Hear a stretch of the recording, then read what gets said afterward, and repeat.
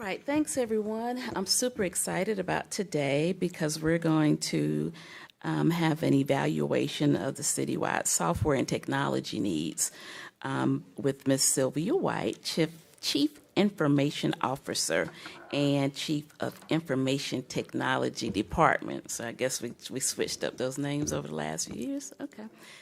So I'm looking forward to this, and I'm going to turn it over to you all.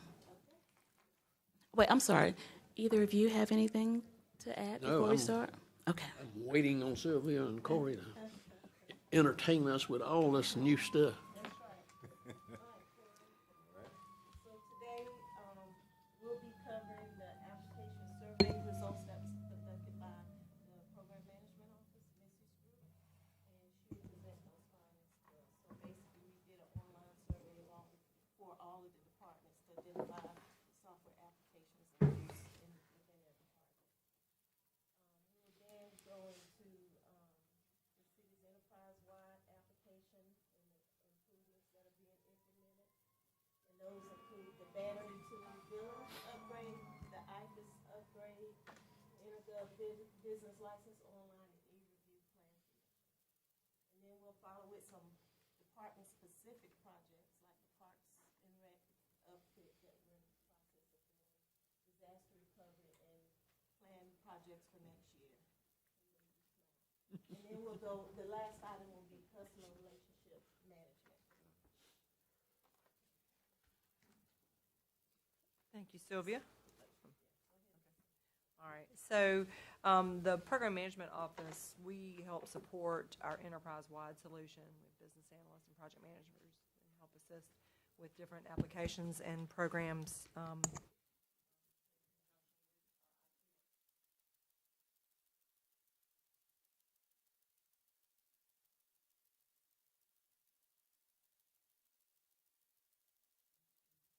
Attendance today.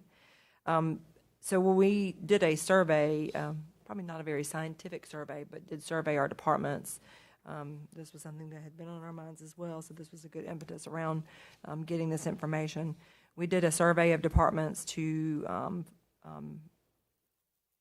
help quantify the number of applications that we have out there that usually we defined it by department specific or limited to a handful of departments, as opposed to our enterprise-wide solutions that Sylvia will talk about that are basically our core functions of the entire organization or touch every department and are our main business applications. They are the things that help run the city day to day.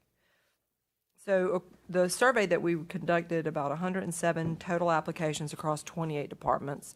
By far the largest of that was the police department. And I don't have that statistic in here, but yeah, but IT by far has the largest number of department-specific type of applications that are used. Next slide. So looking at our survey, looking at our results, the support, we looked at how those applications are supported. 35% are supported by vendors, 25% are supported by IT, 18% are supported by department subject matter experts, meaning a staff person within the department, or 22% are jointly supported. And the PMO fits into that aspect as well. This doesn't speak to volume of workload. This is just based on the number of the applications. So it could be that some of these applications may take 2 or 3 different IT individuals to support because of the heft of the product, but it doesn't necessarily speak to the workload. Again, it's just the quantity of the applications. So, Ms., a question on the 35% supported by vendors. Can I assume that there is a price associated with the ones that are supported by vendors? More than likely, yes. There may be some annual support cost. Okay. Mm-hmm. And then do you have some that are supported by vendors and still require staff?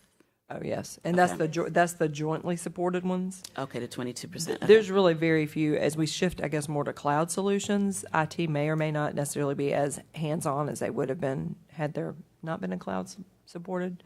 But there's really not any product that IT doesn't support or touch at some point. whether it's through the help desk or the others, but Sylvia can speak to that piece. Okay. Can you give us an example of vendor support, IT support?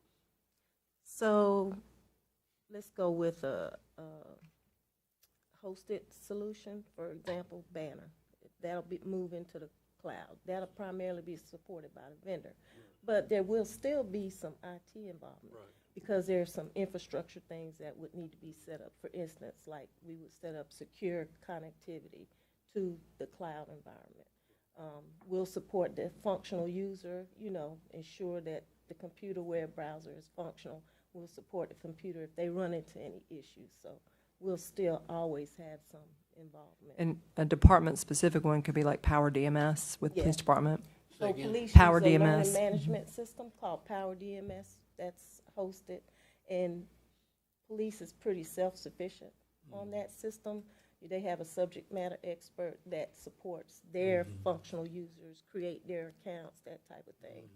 If there's like a connection issue, that's when we jump in, and then, of course, sometimes there's turnover, and they'll ask for our assistance, with the product, so. I think it's safe to say, Sylvia, that most of the time, the divisions, department staff are gonna reach out to IT.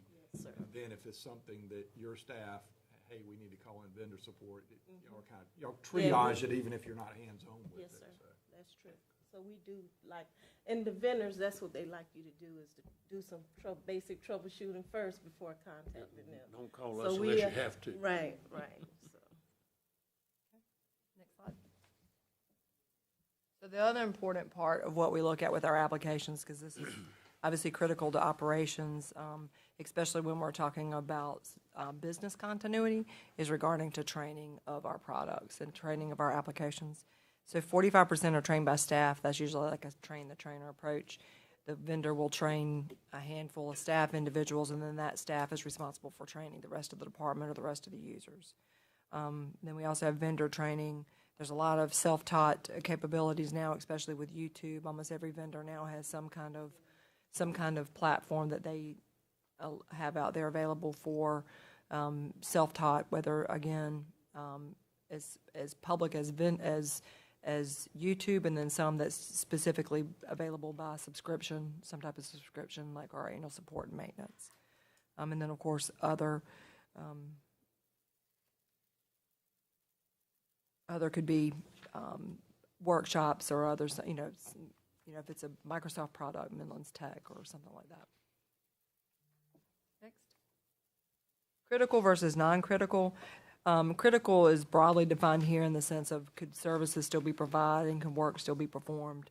So, of course, 85% self-determined that critical would be the applications that they use.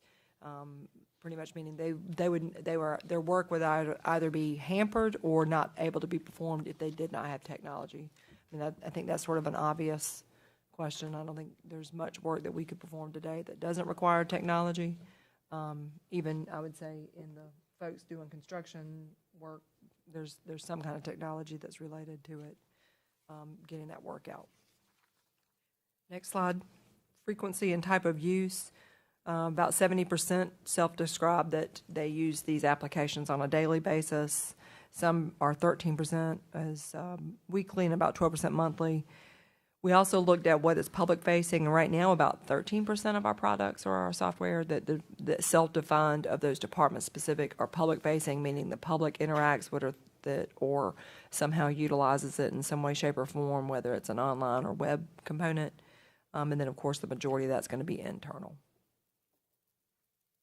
And I'm guessing public-facing, would that be like our application process? Sure. Is that what? That's one. Online billing, online payments. Okay. Any questions about our survey? Oh, is that the whole survey? That is the survey. Okay. If you I'm were you, gonna hold my questions. Okay. Because it may be, how they say, we'll get to that. So I'm gonna hold it. Okay, next, here's a snapshot of our enterprise-wide applications that touch multiple departments. I'd like to make a note on the GIS portion. That should, the user sponsor should be GIS. Public Works is one of the users of the system. And then IFAS and Banner, those project upgrades are underway for those two enterprise applications. And in the next slides, I'll go into more detail on Banner, IFAS, and then the other projects that are in progress. Does water sewer use GIS? You have your own? Yes, sir. Yeah. We work together. We've got some mapping staff that interface with Sungjun and Sylvia's GIS team, that they're doing a little more of the detailed asset stuff that would be pretty time consuming, so they're almost an extension of kind of a dash line to IT, but they work under the engineering department. So we use very, very GIS intense in the water and sewer and stormwater. Planning and development, zoning, Mm-hmm. throughout the city. So we have the agenda management software Minitrack used by the city. Well, the city clerk is a sponsor, but it touches multiple departments. Of course, we have our IFAS system, which is our financial, human resources, budget, and procurement contract system.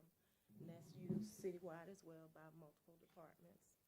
Esri, like I mentioned, GIS is a sponsor of it, and Public Works is just one of the users of that department. But GIS touches lots of departments throughout the city. Intergov, planning and development, business license, uses it for code enforcement, business license renewal, issuance, and next we have Cornerstone, which is our workforce management system, hiring new employees, and it's also our performance review system. Of course, Kronos, our timekeeping, Telestaff, which is scheduling used by 911 CFD and CPD, our utility billing system.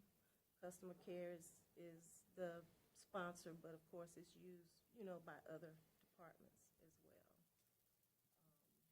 Work order management system, CityWorks,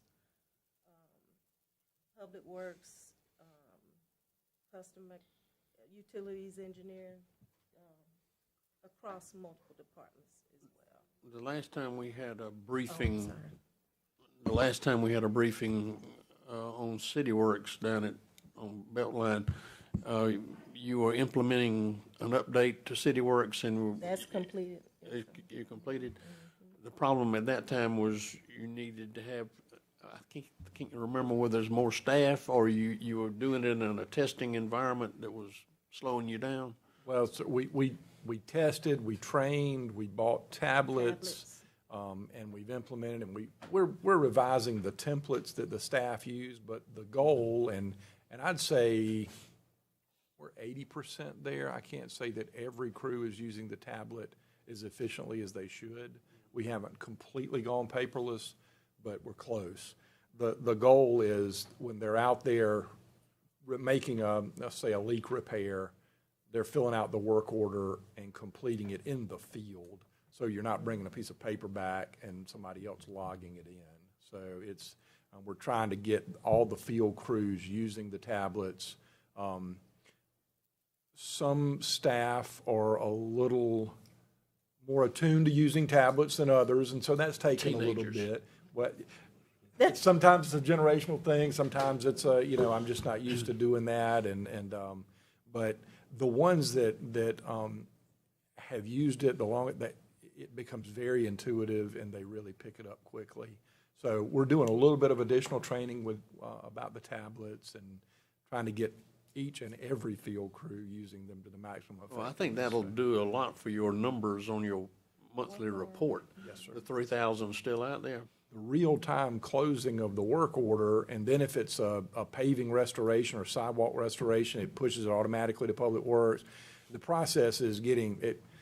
I was briefing the mayor the other day. I think it's better than it's ever been. I'm not saying it's perfect, but we're getting better every step and every day. So big thanks to IT for helping us get the templates. And every time, about every other week, we'll run across some new thing. Hey, could we adjust the template and make this a checkbox so it's easy for them? So we're trying to refine the process, but it does appear to be working. I want you to get the steel plates on your GIS so we'll know where the steel plates are. Talking about geotagging them.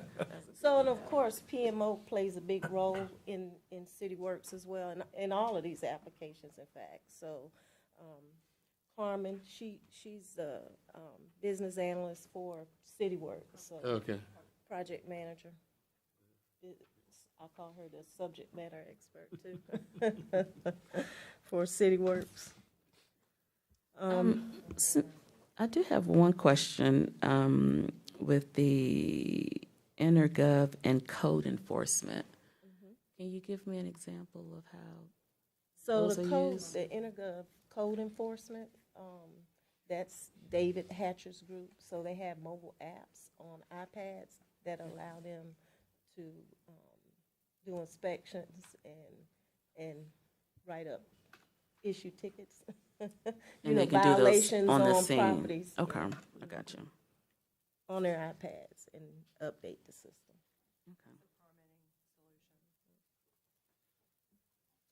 And business license, yeah. It serves multiple purposes, yeah. Next, we have we'll go into specific systems. We have the Banner utility billing system. We're currently, data migration is underway currently right now. So we're migrating data from our current on-premise system into the hosted environment. User acceptance testing is occurring, and then additional customizations. The interface with Banner, such as Nice in Contact, which is our call center software, and integration with CityWorks. Our target go live for Banner is January 2023, and some of the improvements that will be evident once we go live, expanded enterprise integrations, which allow us to integrate with other systems like Nice in Contact and CityWorks. Easier lookup method to look up a person's account by using their phone number. Allow customers to set up payment plans without speaking to someone so they can do it online. And then an automated process for bad debt. That's Tiffany's, yeah. Tiffany will be She- thrilled when it's. And I Everybody will be else. too. Carmen's project manager. Yeah, Carmen is a project manager for it as well. So she's doing a good job of getting everyone Yes. together and That's her. testing, moving, and Sylvia, so we had a little bit of a hardware issue, and I'm Yeah. probably understating, a little bit of a hardware issue, and these folks spent hours upon hours and a lot of sleepless nights getting that fixed, well, not a lot of sleepless hours, getting that fixed for us last week. But as we move to the cloud with this upgrade, I think some of those There'll be types of some- things go away. it does because of the redundancy in the hosted environment. So it'll be, so we had a little bit of interruption in our customers being able to pay, and Tiffany and the IT team worked that out. But this is a solution that helps us resolve some of those issues as well. So really looking forward to it. And on your agenda today is a change order just for our upgrade. I'll mention that now because both Banner and IBIS being the shift to the cloud is that's a hefty lift. And so the change orders was to help with some of these integrations that we're talking about. And the target go live has been pushed out a little bit, but making progress. And so last week certainly helped to get everybody motivated to make that go live. Let's get this done. Make that go live date. Or sooner, Absolutely. yeah, It's kept folks busy. yeah. Next, IFAS upgrade is underway as well. Business process reviews are underway between our various functional users such as HR, finance. Those are the major players of users of the system. Budget, procurement. Each of the areas are testing their functional areas, you know, like creating purchase orders, running payroll, that type of thing. The technical environment, there was some configuration items we needed to complete in order to establish a secure connection to the IFAS environment that's hosted in the cloud. And of course, testing the various integrations like, CityWorks. Some of the migration next steps include, will begin November 18th. That's, again, we'll be moving our current data into the cloud environment. Once that's completed, then we'll get our users back in the system to test, to verify the data that it came over. We're getting the same results that we get in our current environment. Like if we were on a payroll, we would do it in the cloud. Does the data match? And the target go live is April for that system. Some improvements to the new system are enhanced reporting capabilities. It has a Cognos reporting system and some built-in analytic tools as well out of the box. And we can also build our own custom reports as well. Workflow automation tools, and of course, this one is hosted as well. And a lot of the work for these upgrades is the configuration of the product to our business processes and our business rules, which is where we take the opportunity to review some of those business processes. Some we can implement as we go live. Most of them come after we go live so that we can test an equal system to an equal system. But that's also a big component of why these upgrades take so long, especially going from the version we're going to this cloud solution. So we want to make sure we do it right. We make sure we get everybody trained. Yeah, and utilizing the users are getting correctly. more and more familiar with the system and, the added features. And so, of course, we'll be implementing those as we go. And the goal is to, not disrupt our business processes. Well, I understand the amount of improve. time that it takes, because I have also seen where the Workers' Comp Commission didn't take their time, and they had to pull the whole system. It was up for maybe 2 weeks, and they pulled the whole system down, and we haven't seen it in 2 years. Oh, wow. So I understand it's important to make sure that you go through that process. And make Yeah, sure it is, everything- especially talk to the end user first, because they know their business process. They know what they need, so that's key, and a lot of times that gets missed. And the staff that's testing and the staff that is testing it, and then the staff that's training on it is doing it at the same time they're also doing their daily duties. So this is an added responsibility to them. So of course, and keeping the ship right while we're also trying to redecorate the new one. Next, we have the Intergov system, Business Online. So we'll be implementing the online portal to allow businesses to pay for their renewals and business licenses. Right now, we're close to going live with the I was system. going to say, is there a date on here? December 5th is a soft go live. So Kelly in Business License, she'll reach out to some of the businesses. Now, the system will be available online to anybody, but she'll reach out. She won't advertise initially, but she'll reach out to some of the businesses, get them in there to renew their licenses. We already have businesses that are Intergov users, so we'll reach out to some of those businesses as well and have them renew their licenses as well. So that's the soft launch. But the system is close to being fully tested. We're making a few minor changes. Those changes will be moved into production, and then once that's finalized, then we can go live with the system. We're very close. The customer has to have Intergov in order to do that? No, they're logging into the They're Intergov logging system. into Intergov. So Intergov has many modules: the business license, planning and development system, code enforcement.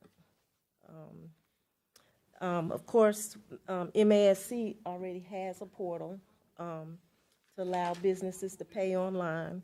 So we're working with them as well. They've given us access to their test environment, right? And we've completely tested the whole process from renewing a license and up through making a payment through their system. That's an excellent organization. Yes. So they'll turn over the system, the production environment to us in January. So right now, we've completed all the testing with them, but January, we won't be able to configure our part of it until January. Yeah. So, but MASC and Tyler Tech, the vendor for Intergov, they're in negotiations to develop an interface. So, because right now, it's a manual process, so we would have to upload our businesses manually into MASC's portal. So, if this integration is done, between MASC and Intergov, then it'll be a more automated process. And it'll benefit other agencies in South Carolina, like the City of Charleston, North Charleston, I believe Bluffton, if that integration is done. Because right now, it's a manual process between the two systems. So any data that's entered into MASC, we have to manually enter into our system. It's not automated. If that makes sense. It doesn't make sense. Yeah, That is yeah, manual. exactly. That's- Yeah. So, it's early stages negotiation, the lawyers are talking, so we don't have a timeline for that, but we do have a stopgap method to deal with the renewals and business licenses. Next, we have the Intergov e-review system. So that allows for paperless plan submission. There's a workflow process that provides automated processing of plans, so they can do markups online, do their reviews, do any markups, send it back to the contractor, have that back and forth, all in a digitized manner versus paper copy.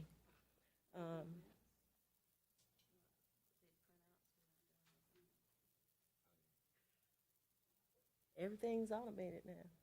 So I know a lot of the folks that are submitting utility plans, we've been investing in larger monitors for our staff because you can imagine from looking at the plan sheets, but we're not investing in drawing boards anymore. And so this Bluebeam technology, our engineering staff, the utility review staff, they absolutely love it. I think planning and development does as well. They can insert their comments directly on the submittal and send back. And so it's very efficient rather than mailing letters back and forth and then another set of plans coming in. I mean, it's really streamlining the process and saving a lot of trees too.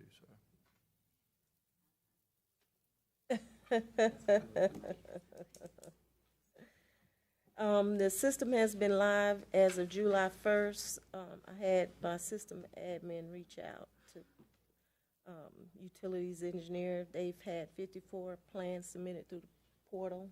That's probably a couple of weeks. Old information, the 54, so. Sylvia, it's something I need to follow up on as an action item. I'd love to talk to some of the developers and engineers and see how they like it when we get about 6 months into it. Are you liking this, or what tweaks could we make? I haven't heard any negative feedback. Our team loves it, but I really want to talk to them to see if That's great. how well is that going. Well, and that's what I was going to say, Clint. Trust me, if it was difficult, you would have heard about it by now. You would have gotten at least 54 calls. But the fact that we haven't heard any complaints, I take as an indication that it's very easy to maneuver and use.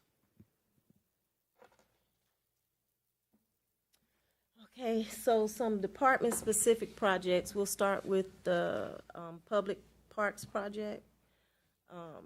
We're installing computer equipment, APs for Wi-Fi access at 16 parks.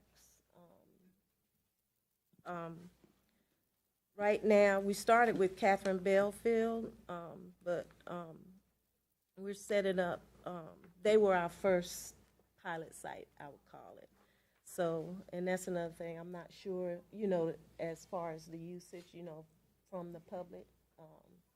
But it'll provide visitors with, you know, access to the technology. They can bring their own equipment in, connect to the Wi-Fi access point, or utilize the computers that are installed. What sort of at the speeds parks. are you giving them?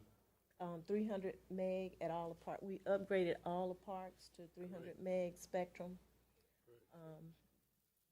We also are updating the wiring in all of the parks. So we've completed 4 sites out of the 16 so far, but we had to pull away some resources for some other projects. But, I mean, it's underway. I was hoping to get it done by the end of this year, hopefully, but all the equipment is in. We just waiting on the wiring to be completed, furniture to come in, you know, so we're ready to go. And What it's sort of computers do we have? Chrome devices, Chrome, And Chrome computers. do you know about how many computers will be at each park? About between 5 to 10. So Catherine Belfield will have 10. Some parks, it depends on the size of the park. You know, Okay. some parks will have 3. You have some with 5 computers. So it varies among the different parks. And I should know this, but do all of our parks have Wi-Fi access? The 16 that we're installing right now, yes, Okay. have Wi-Fi. They have it now currently. We've improved the speed, like Mr. Duvall asked. Okay. And hopefully citizens will take advantage. Well, no, I only say that because we did a dedication at Hyatt Park. Asia painted a mural on one of the courts. But I guarantee you, some of the Hyatt Parks folks asked me about their computers and when were they coming. They're So no, coming. people are anxiously awaiting. Good. So, yeah, Hyatt Park is number 2 on the priority list. Dang. And they will get 10 computers at their location. Ooh, you sounding real good. Yeah, so it was a project of a total of 72 computers, about 32 access points to cover those 16 parks. So, but we're making progress. Okay. Mr. Duvall, your favorite topic, disaster recovery. So Corey's taking the lead on this particular project. So this provides us with some recovery solutions in the event of a disaster. So currently, we've moved 90% of our environment into this new backup solution. Backups are checked daily. It's a combined effort between City IT and then the vendor, thank God.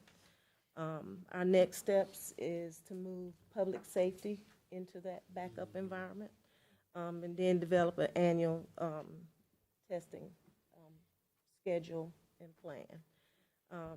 So improvements is hosted. You know, we're not tied to, you know, local Right. backups where if a disaster were to happen locally, you know, it would take us out. But now, since it's hosted, we can recover. And So, let's say we have a huge tornado that wipes out the data center, 1401, I reckon, your data center. What would be the process for getting to your data?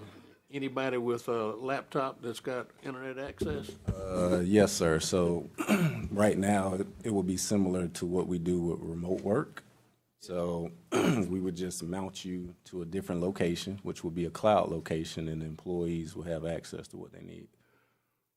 And we've got IFAS going to the cloud, we got Banner going to the cloud. So your major, most critical functions would be in the cloud. Yes, sir. And your data is not across the street, it's In the cloud. at least 75 miles apart. Yes.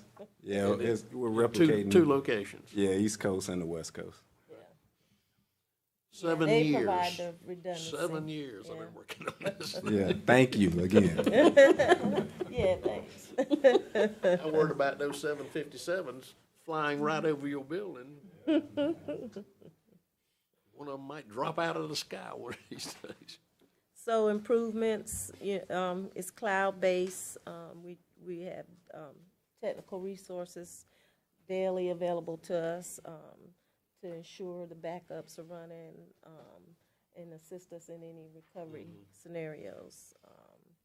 And we have a 1-year retention on our data, and then a actual written technical restore process documented. What about testing? Are we gonna have a citywide test that you call an alert day and, say, all right, you don't have access to X, Y, Z, how are you gonna operate? It's a good Harry project. Yeah, it is. Yeah, That's being discussed. Yeah. I'm just not gonna access my Citywide. stuff that day.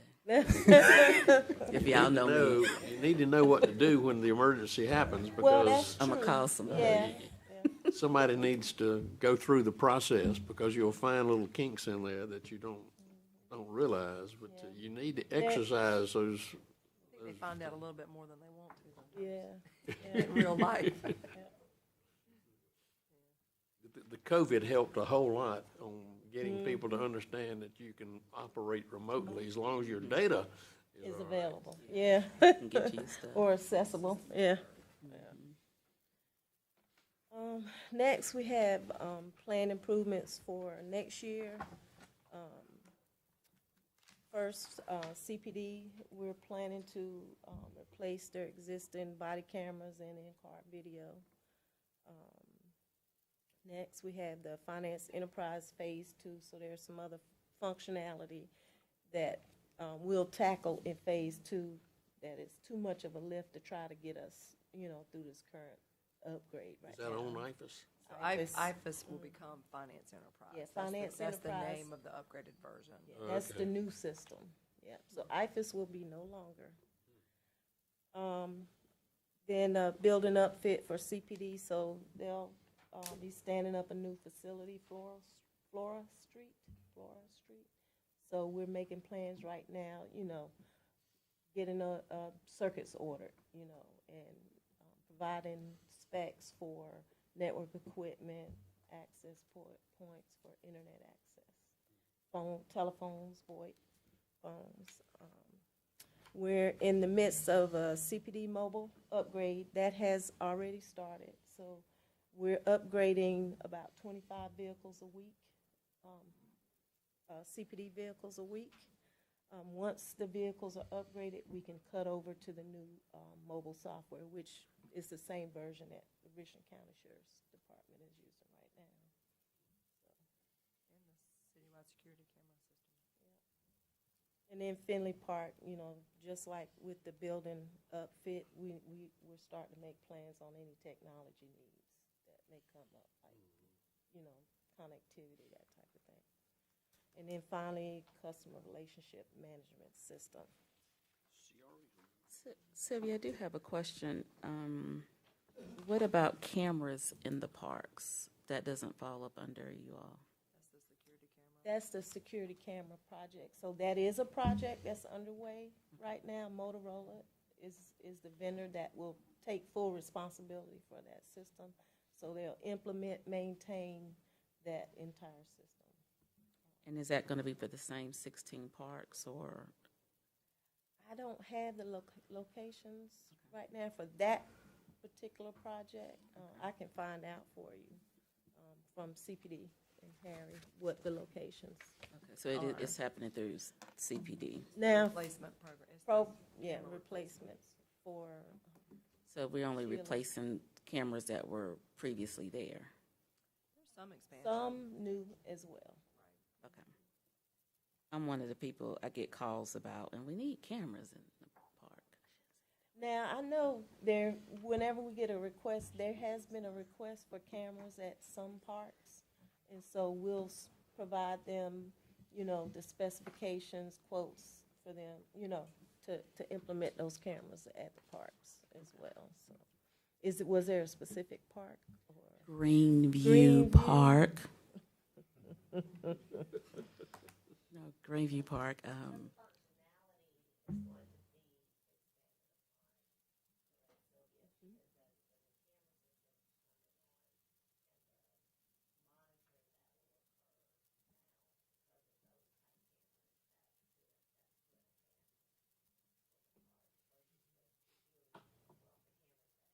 Right.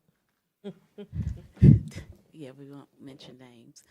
And then one other question that I get a lot is cameras to catch people dumping. We have some mobile cameras Those are mobile. that they do, that David puts out. And that's something that David already has. Okay. I don't know how many he has, Yeah. but he I think we need, uses them. I'm He a moves them around based on, I think, complaints of dumping sites. lot of complaints. I'll check with David on his needs.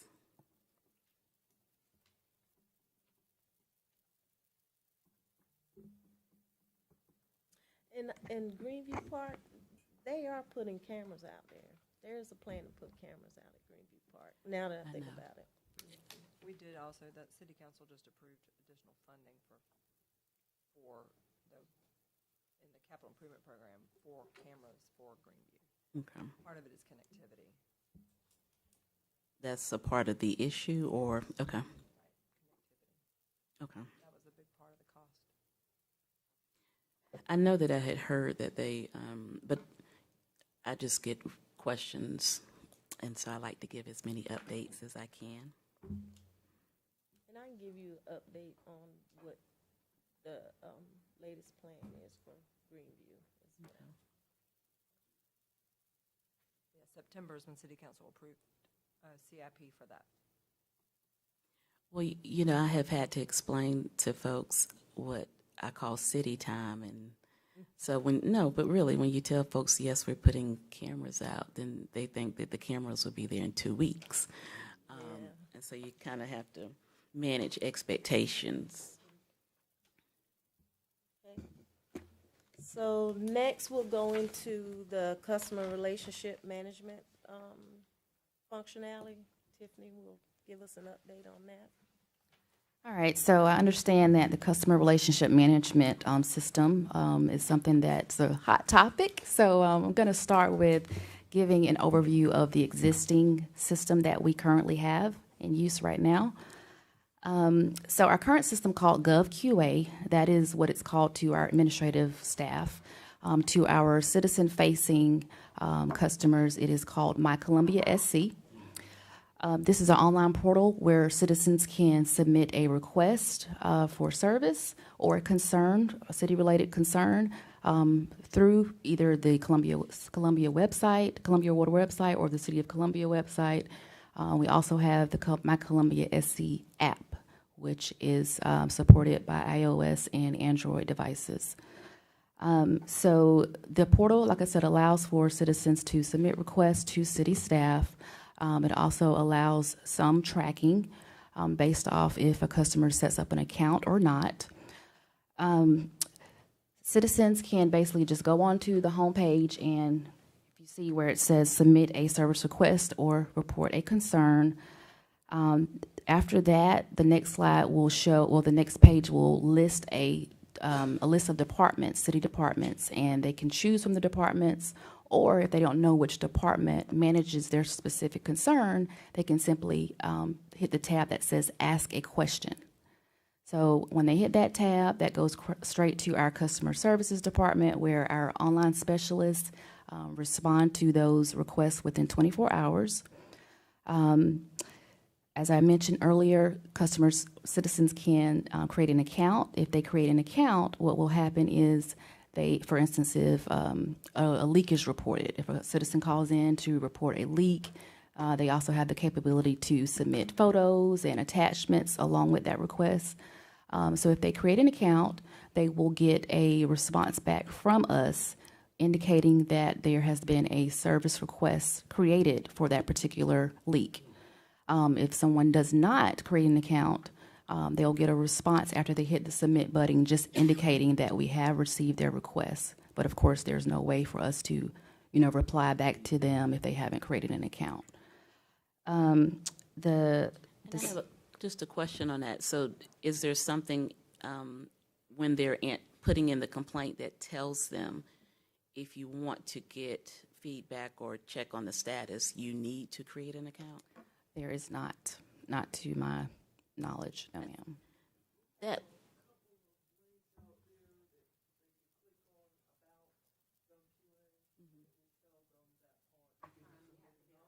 Uh-oh, Carmen. There, we have some FAQs out there, and one of the FAQs is about, how do I use GovQA?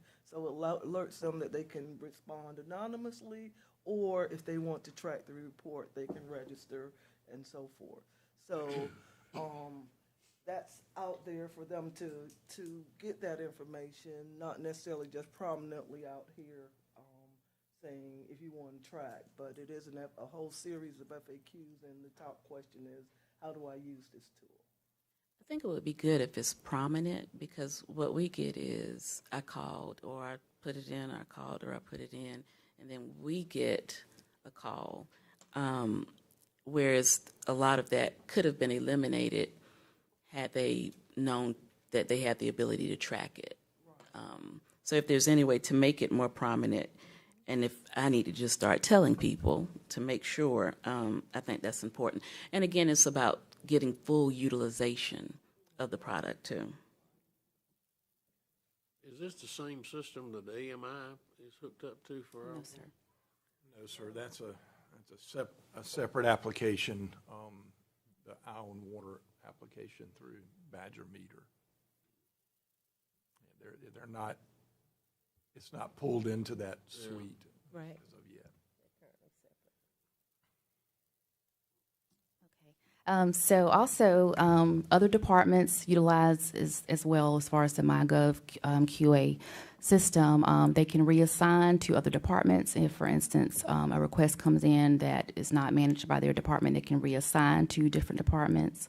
There is a reporting function tool where you can have reports, reported daily, or you can schedule reports to come to specific staff members. As far as current status with this system that we are using existently right now, we are scheduling a vendor-led refresher training this month.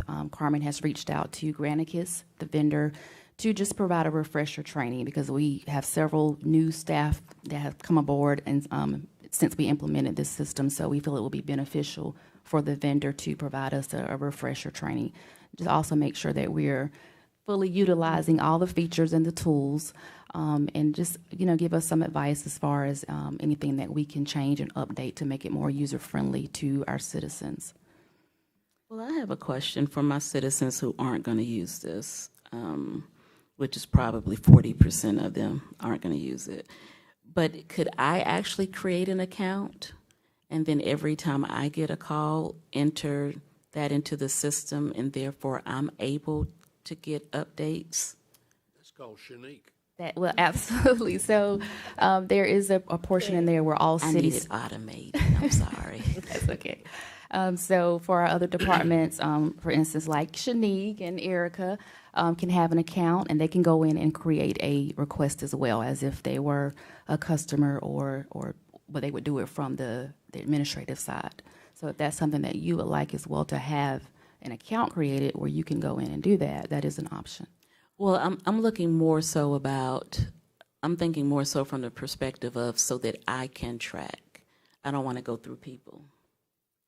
So like, can I, Tina Herbert, start an account, and when I get a call, like I got a call on Friday, the tree is down on whatever address, can I put that in there? And because I have created an account, get an update when the tree is picked up.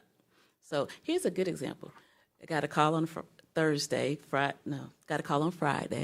and and talked to David about it, and I drove by to look at it either Sunday or Monday, and the tree was gone. So, which is good, but, you know, maybe if I had seen that the tree was gone, then I maybe would have went on to the next thing on my list. Well, we're going to get to that as far as the integration with CityWorks, because currently this system, we do not integrate right now with CityWorks. So for an example like you just gave with the tree, of course, customer care would submit their request in CityWorks, but for the actual citizen to see the updates, statuses from CityWorks, that is not currently in place. So we are going to discuss that in just a few minutes. Going back to the water department, when Clint sends out his monthly report, he's going around about 25 to 30,000 contacts a month. Are those coming through customer service? Those are coming through either email, majority phone, about 22 to 25,000 calls per month. Chat, as well as mail, faxes. So yes, sir, all of those are coming into customer care.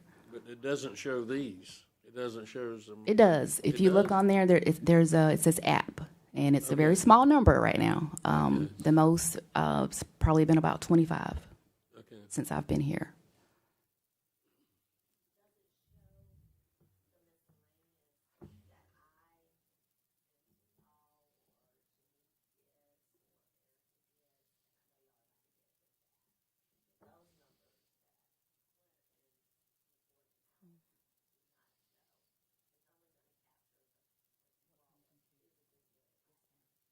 That go through the normal process. But that's a business process too that could be incorporated, like what you're talking about and what I think Shanique and Erica are talking, would be doing is creating a similar type of, they could all be captured in that same place. Those items become service requests or work orders, so they would show up on the backlog graphic, but they wouldn't show up on the customer care throughput graphic because it's so, They bypass it already. we've got to Straight figure the out, work how to capture those. I think it's, And I guess I do have, just so I'm clear, so what are folks able to get updates on? So if someone creates an account, they will get the response back with the actual service request. But being that we don't integrate right now with CityWorks, they would have to contact us to get updates on that. Well, that's what I'm saying. You said if they do set up an account, just in general, what are we capable of giving them updates on? If it's something that's not CityWorks related, another city. What's like a real? I'm I'm not real techie. Animals in CityWorks too. So Wild animals. Well, a general question, like if someone just had a general concern and it didn't really, entail a CityWorks order, we just respond back. So if they have a question about something, if they created an account, we can respond back. If they haven't created an account, we don't have, means of corresponding back and forth with them. But yeah, for anything that's not CityWorks related, as far as a service request, if they just have general questions, the portal where they create the account will allow us to communicate back and forth and answer any other additional questions they have. And that's within 24 hours, you said 48 hours? Customer care, 24 Guaranteed? hours. Okay. Yes, sir. so I think if they do create the account and they report a water leak, a sewer overflow, a pothole, whatever, once a service request is created, then it automates a response back to the customer saying, hey, we've received your request, a service request has been created. Okay. The feedback they don't get is that the work is done. That integration is not there yet. So The way that I handle that is I have a tablet on my desk, and when I get a call, I've got a water leak and so on, so forth, I respond, I send it to Clinton or Tiffany or whoever, but I also reply to the customer. When it's fixed, you call me back, or when it's fixed, you send me an email. 'Cause that's the way I know to strike it off as being completed. But that's what we want to get away from, right? Well, well, I and like to have the feedback from the customer too. Well, they got that thing It'd be nice fixed. to have a real time. Yeah. well, and I probably do it just the opposite because I don't I ask them to call me if it hasn't been done within 3 weeks, 2 to 3 weeks. Or the best day is when I remember to call myself and say, I'm just checking to see if it's been done. And they say yes.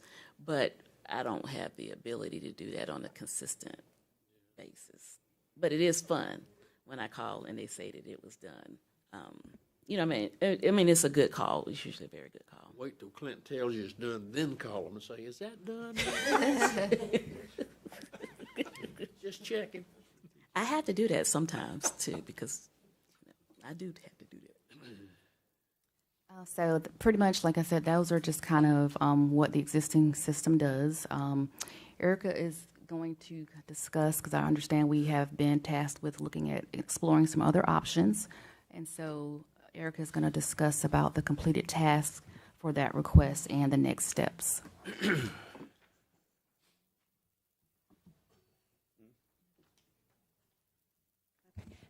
And before I get started, I do want to add that we realize that there is an opportunity for us to close the loop on some of our customer service responses, and so we are evaluating that, and we will respond accordingly.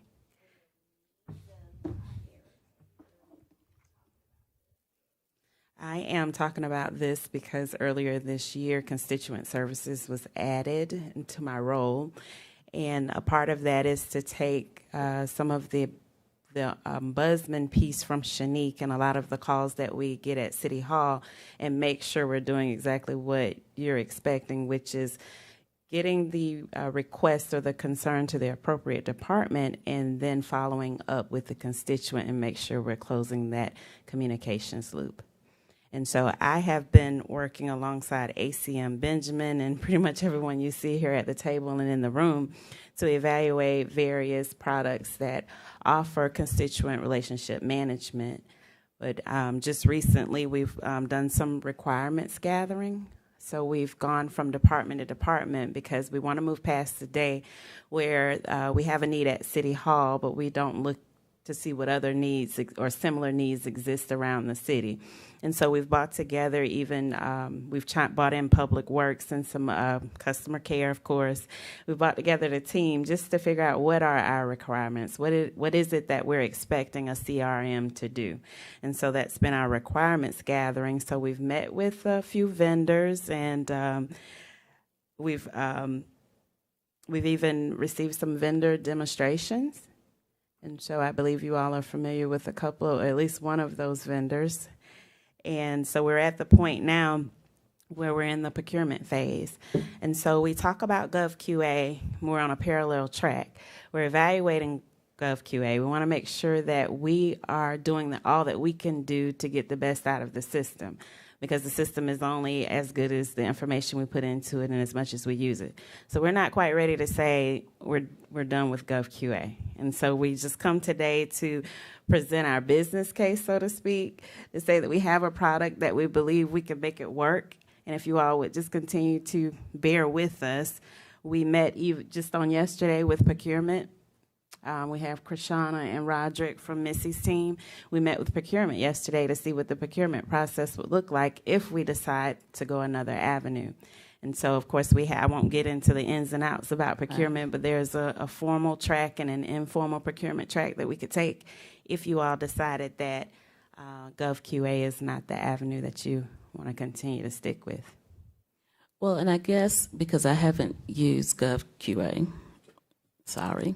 Okay. And I'll just tell you, and I did call the mayor to make sure, because I wanted to make sure I was on the same page. Yes, is ma'am. what I think we get calls, and in a lot of situations, we really do want to be the person to call back. Yes. Okay, some things, I know certain things I will give to people, but then there's some things that I realize I need to call back.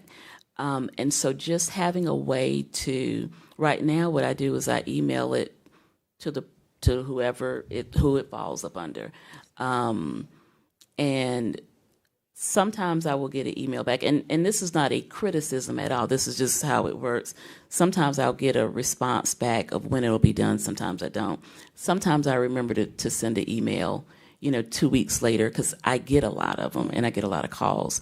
So I'm trying to find more of an automated way I don't know if it's a good use of staff's time to have to, have to enter stuff in about a call that I got. I'm assuming as processes are happening and things are closing out, that I could see it. And I will tell y'all, I try and do the same thing at my office. If everything is in the system, then I don't have to call my folks to get, every detail.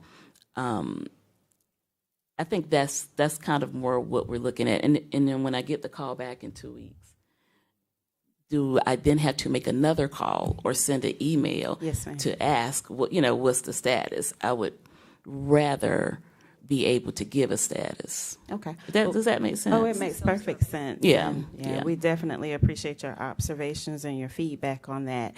And I would say that there's staff dedicated to do that. So when you say that it's not a good use of staff time, we have staff that are dedicated solely to doing just that. And I think that with your feedback, we're going to take that back. What I hear you saying is not necessarily, part of it is automated and part of it is something that is a human resource that we can begin to adjust and implement right away, I believe. We can respond to that rather quickly. Yes, ma'am. I don't know. That's all I'm believe saying. so. I don't know. I mean, We hear because you. really, We're I gonna- want to get away from using folks. I guess folks not a good word. Yeah, something that allows me to be more independent as Yes, a ma'am. council person, and it helps me respond quicker. So you're segueing right into our next step, which is a council and management demonstration. Okay. Yes, ma'am. So I believe that we have the capability, if that's what you're truly wanting to do, we have the capability to set up user accounts internally. And so if that is the desired path, and we can definitely talk about that more and explore it more. But the next step is to schedule council and management demonstrations, I believe on both sides, the public-facing side and the internal administrative side. And I guess because I'm the new person, you would have to tell me what I can do Yes, ma'am. with GovQA. And if it was here when I left, my bad. But I have no idea Okay. what can be done with it. Y'all use it? You use it? You use it? Right. Okay. Yes, ma'am. I'm like, well, my bad. I We're didn't know. learning too. Yeah. No, you're fine.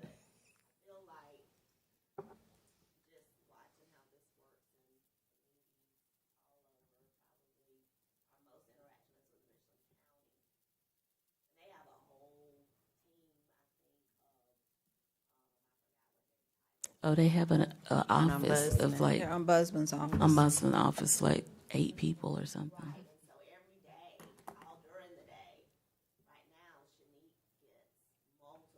Mm-hmm.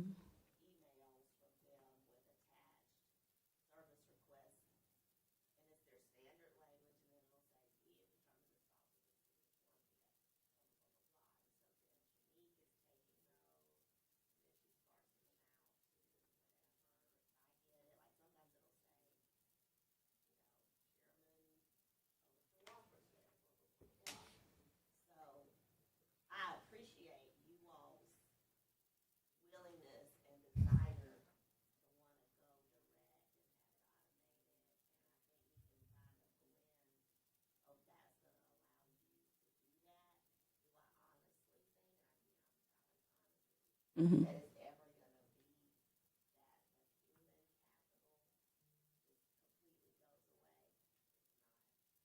Well, and I don't anticipate it completely going away, but I guess I'm also looking at the other stuff that I know folks are folks, I kind of look at on the list of things that folks need to do throughout the day. I don't know if chasing behind one of my emails is. Not all of us in a disorderly or disorganized way continuing to do it. But if we're getting to the point where we all know that this person Mm-hmm. is doing it and corralling what Lynn, because Councilwoman Herbert may have already handled that because now she has access to doing certain things herself. Mm-hmm. It's also going to make it better.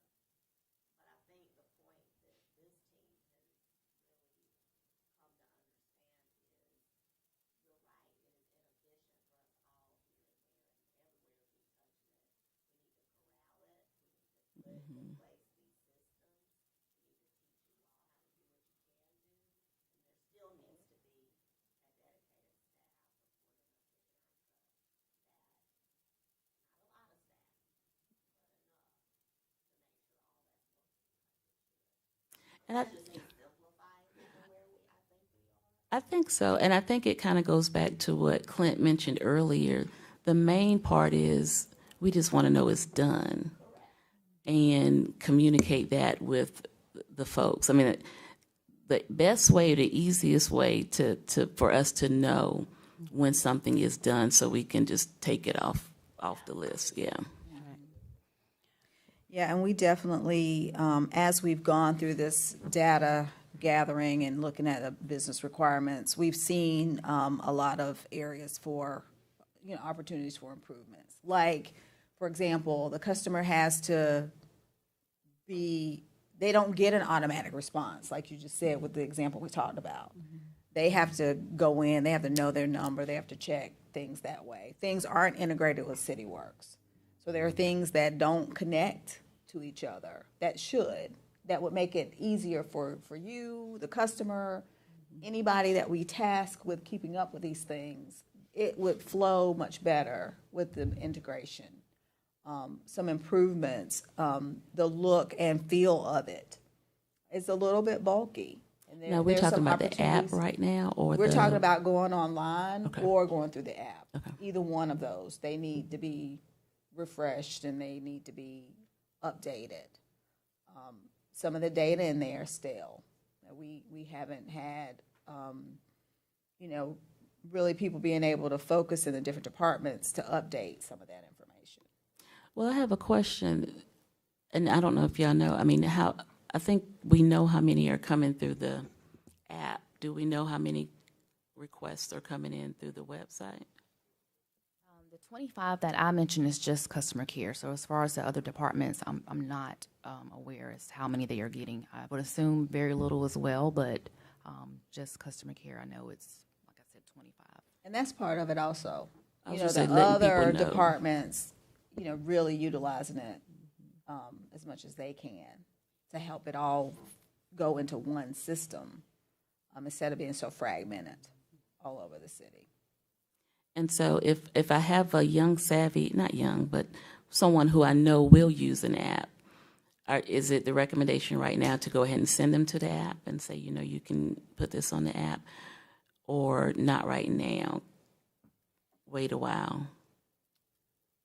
As Ms. And I Pam asked just, that question for a specific- well, as Ms. Pam just mentioned, there's definitely some maintenance and some cleanup things that need to be done. Just as far as directing them, being now that we in customer care phone systems are more manageable as far as with having more people, I wouldn't necessarily direct them right now, but it is working. We've been testing it recently. And I but it's- will say, just so y'all know, what neighborhood? Seminary Ridge. Someone came up to me and said, y'all have a great app. Just so we'll note that for the record. So there are people, I guess the people who use it are having a good response. I should have got his name. Remember his name? Remember the one time we The functionality of being able to go to a pothole on a city street and take a picture and geolocate that, and it create the request, that's there. A lot of folks aren't using it, and that functionality of reporting back that, hey, that pothole was repaired on this day, that's not there yet. I'll say this, we were strategic about not integrating.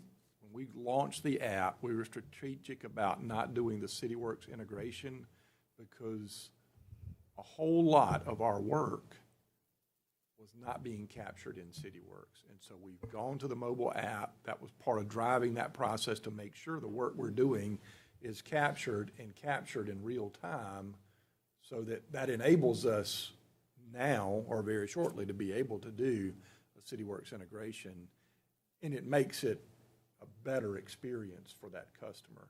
To me, that makes the app much more valuable for a user. That's the real value that's there that has not been there, as well as a viewpoint to other city services that's there. But it is clunky. It does need to be refreshed too. That's part of the value too for the customers who don't want to have to call somebody or speak to somebody. They just want to get the work done. So you're going to always have folks call, and whether they call City Hall or customer care directly, or they're going to always call. But then those that don't want to call, the ability for them to be able to do this on their own. So what's the time frame, Clint, for putting into place exactly what you just described? Because on the back end, the satisfaction is seeing the work done. And so with our recruitment, retention issues we've had, I think we're doing a lot better with that. We're catching up on work orders. Seems like now is a good time to really bring all this together to ultimately tighten up that time frame for work orders to be done. So the resident, the customer that does call in that work order sees the sidewalk get fixed or the pothole get fixed quicker than currently. So I'll defer to our team on the mechanics of CityWorks integration, of getting that real time. I know it's on the list. I don't know what that time frame is in terms of next steps. Some of that investment too would be based on how much of it do we retain this product and invest in it versus replacing this product and investing in that. And Y'all will we've make a looked- recommendation to us about that. Yeah, and we've looked, like Erica said, we have gone through the process of evaluating some solutions. I will say that there's a lot that's already in GovQA that we will have to put those same things into a new thing if we did a new thing. So there is some value in staying with this and working with some of the improvements, and we'll have to, continue to use it. But whether or not we really integrate, do some of the enhancements and do some of the things like that, or pivot and go to something new, that's where we are looking at all the pros and cons of doing that. Can you give us some examples, Clinton team, of the GovQA group that interfaces with CityWorks, that's doing it right out there, that really has it humming, the integration, the communication networks that we're talking about? Is there a case study out there for us to look to, municipality, utility combination, with the current vendors we have? Because it sounds like, is it going to be a heavy load to transfer, to re-enter data? I mean, because we don't want to rework the rework. Right, exactly, and that's what we've been talking about. Because some of the products, there is no CityWorks integration. So without that piece, Right. Why would we? The question is, why would you take that on when there is no integration possible? Yeah. So that puts us a step back Yeah. from where we are. So we definitely can look and find some case studies to look at. But those have been some of the things that we're checking the boxes on. Is, do you integrate with CityWorks? Can we utilize you for the things we currently have? Right. And if you can't, then we don't want to explore that as an option, because it's a Exactly. heavy lift to kind of reinvent the wheel. And Well, there's no use to do There's no that. desire to get away from CityWorks. I mean, we're what, 5? No, 8 years? Okay. not CityWorks, Right. but the CRM. So it's what goes hand in hand with CityWorks. Exactly. Yeah. Yeah. Carmen, do you It's know that interface. Do you know who's doing it well? Do you have any? Right now, I don't know who's doing it well. We can definitely, it was 2018 when we explored, and so we can check in and see currently what's happening. But I just want to clarify that we actually have a test environment that we already have set up the GovQA CityWorks integration. And like Clint mentioned at the time, we made a strategic decision not to move forward with it through production. So we did get the vendor to point us back where it was, and one of our next steps as we explore that, when we say explore CityWorks integration, we're going to go to this test site where we already had something set up and just dust it off and see where we are with it. And so in terms of timeline, I think if one of our requirements for any solution is to make sure it integrates back to CityWorks, because that's where the work is happening. Absolutely. That's where you'll know. And so right out of the box, this tool has it, and so we're going to dust it off wherever we left off, see what's there, do some testing with Tiffany and her group, and play with it and see if it's in a good state to move forward. So I think we can get that part, that exploration done in the next few weeks. Also, like we said, we have planned for the vendor to come in and refresh us on the back end and what can we do to configure it more efficiently.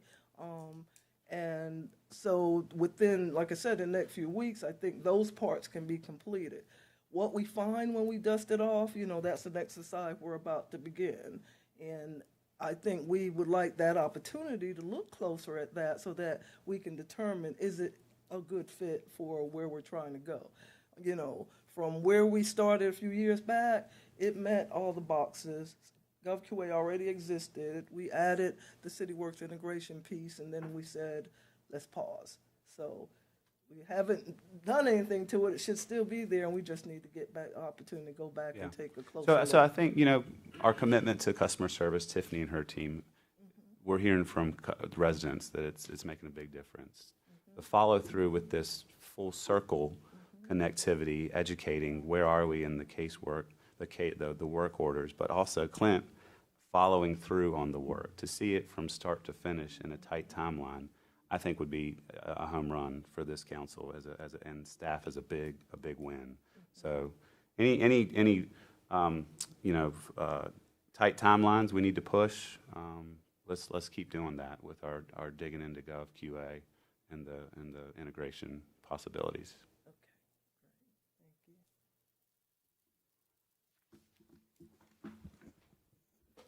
And did you say you're scheduling something as I try to find GovQA on my iPad?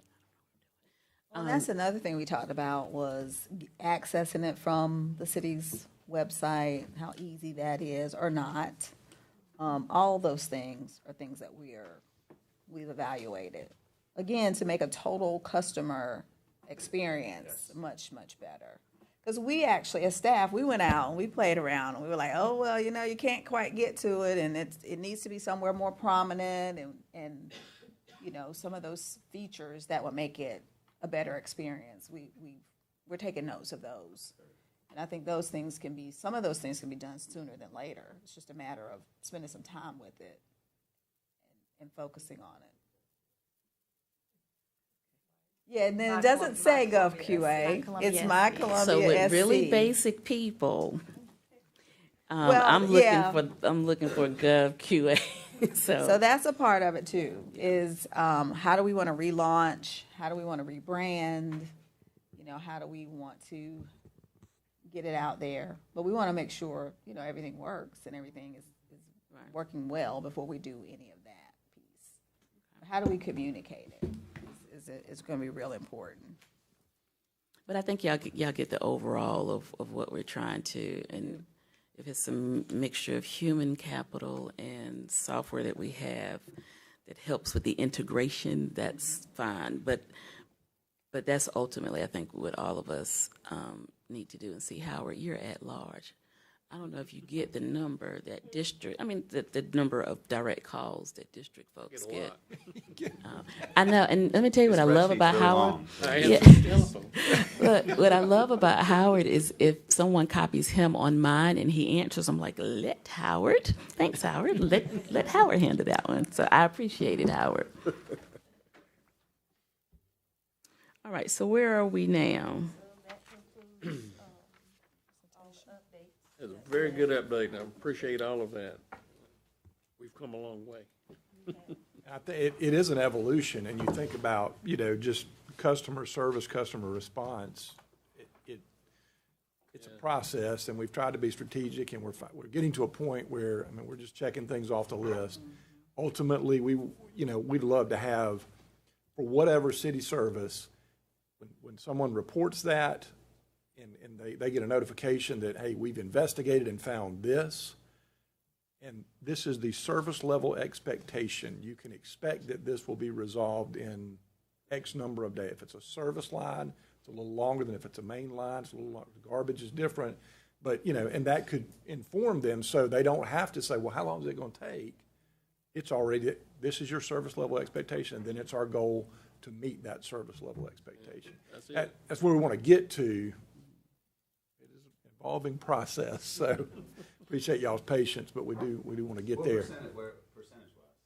Percentage-wise, where would you say we're at right now? We are leaps and bounds beyond. That's not a percent. Leaps and bounds. And so being able to do that, I think we're 90% of the way there for being able to report out. I'd say we're 50% of the way there from the service level expectation being where we want it to be. So there's a pretty good backlog of work still out there in some areas that we are whittling down. And some of that is by closing out work orders that were just open that had we integrated the report back, the customer might think, well, that pothole's still not repaired. It might have been repaired to you, just hadn't been closed out. So we'll clean up a lot of that, and we're well on our way to doing that. So, Well, that's why I said timing's probably good now. Yes, sir. You know, with your successes in that initiatives and also employment levels. So I have a question. Do you think January would be a good time to at least show council GovQA, or is that too soon?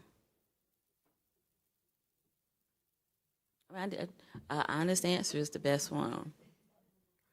A demonstration for us, because I've checked with them, they don't use it either.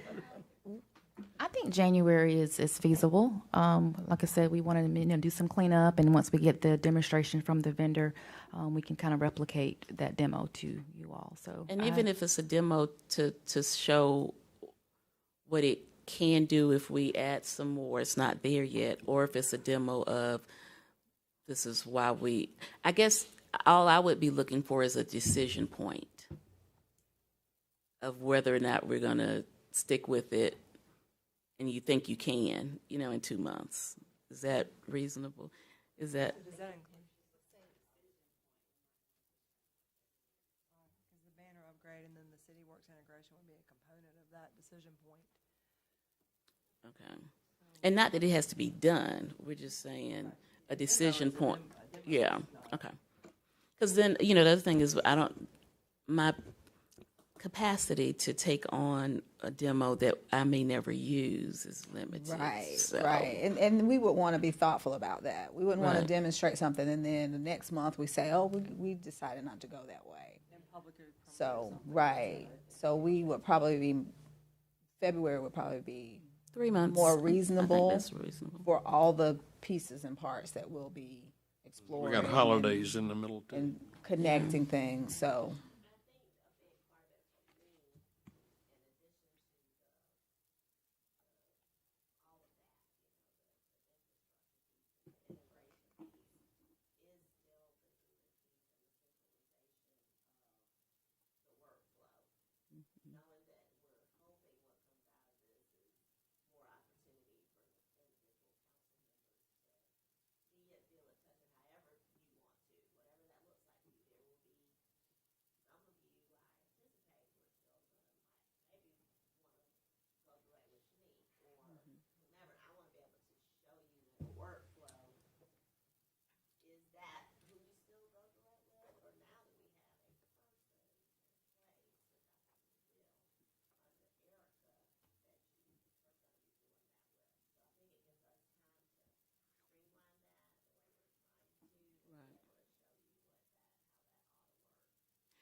And I guess, too, along those lines, if it's more of a capacity issue, then that may resolve the issue. Right? So we're just looking at the end. And I take staff recommendations. I like saying that. I mean, I take them under advice. But y'all know what I mean. I like to hear what staff is recommending to help us make decisions.